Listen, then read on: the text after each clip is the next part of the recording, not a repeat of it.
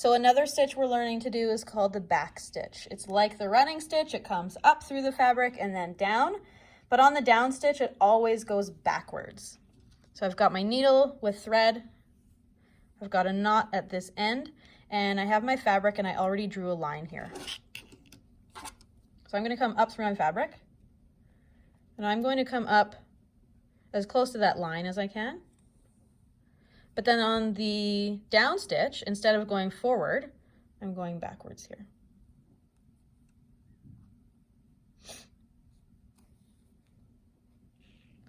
And on my next up stitch, I'll come up here, and then I'll come down, going backwards.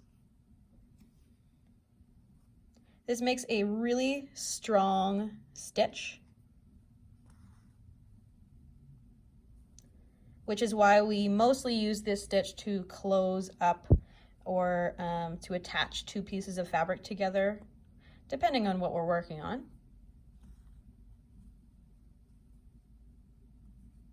But that is the back stitch. And when you have finished your back stitch, you can turn it over, and just like any other stitch we do, we can do the finishing knot. So we can go underneath our last stitch, make a loop, and then put our needle through that loop, pull it tight, make sure it makes some kind of knot. There we go. And do that again.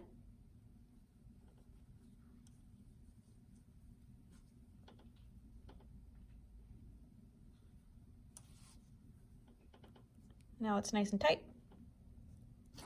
And then we trim the end. Trim this tail. Looks a little bit messy, but that's just the back. The front looks nice. So that is the back stitch.